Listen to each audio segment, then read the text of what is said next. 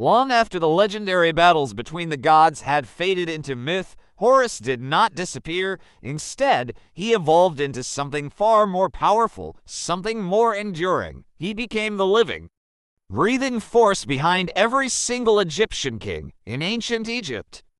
A pharaoh was never seen as just a ruler, a mere mortal in a position of power. No, he was the physical embodiment of Horus on earth. From the very moment a king ascended the throne, he was believed to become Horus incarnate, the one chosen by the gods themselves to maintain cosmic order. Or Matt, this belief system completely transformed the concept of kingship, elevating it into something sacred and divine. The crown wasn't just a symbol of worldly power. It was undeniable proof of divine legitimacy. Every royal title, every name the pharaoh held, reflected this profound connection. The living Horus, the golden falcon, the lord of the two lands. These weren't just fancy titles. They were statements of identity. The falcon god was everywhere you looked. He was carved into palace walls, stamped onto royal seals, and depicted in temple reliefs where he stood protectively behind the king, often shown placing the crown directly upon his head. This imagery was never just for decoration. It was a powerful political statement, a form of ancient propaganda. By associating themselves so closely with Horus, the pharaohs were making an unassailable claim. Their rule wasn't chosen by men, but ordained by the gods. To challenge the king was to challenge Horus directly, and to oppose Horus was to disrupt the very balance of the universe, the foundation of all creation. Resisting the pharaoh meant inviting chaos, and that was a terrifying prospect for any ancient Egyptian. The royal crowns of Egypt tell this story with beautiful clarity. You have the white crown of Upper Egypt, the Hedjit, and the red crown of Lower Egypt, the Deshret. When these two crowns were united into the double crown, the Pshent, it symbolized Horus's ultimate victory over chaos and the unification of the land under one divine ruler. The double crown wasn't just a hat. It was a deeply religious symbol of Horus's role as protector and unifier of the two lands.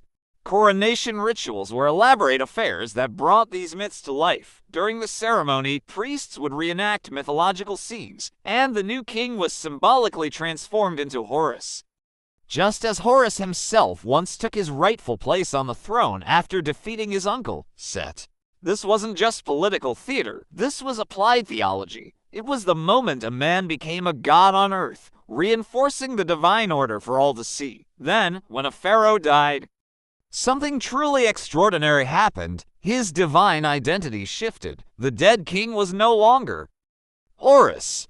He became Osiris, the great god and ruler of the afterlife.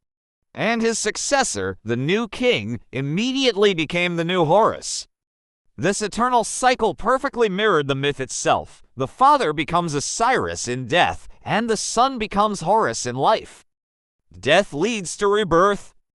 Chaos gives way to order.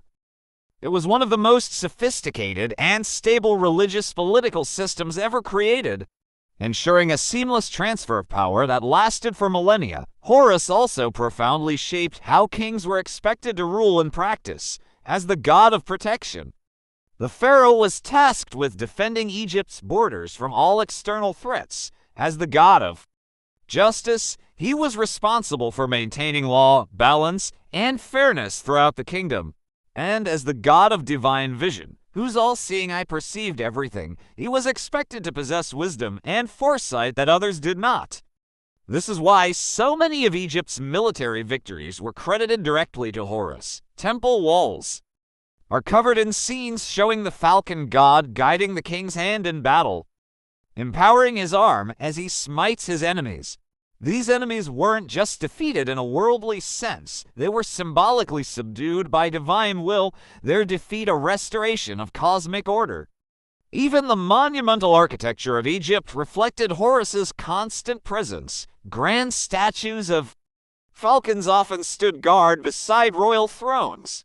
The very alignment of temples was often tied to solar and celestial events connected to Horus and his symbolic eye. And the royal tombs, like those in the Valley of the Kings, were not designed as simple final resting places, but as gateways to transformation, where the king would complete his journey from Horus to Osiris.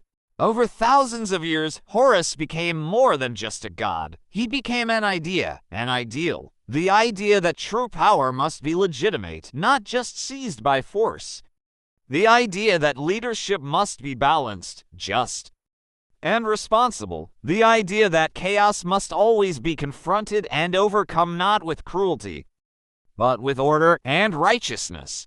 Even after the fall of the last pharaoh and the end of ancient Egypt as an independent power, Horus did not vanish. His symbols proved incredibly resilient. His iconic eye, the wedged eye, crossed cultures, appearing in amulets, architecture, and even modern esoteric imagery as a symbol of protection, healing, and knowledge.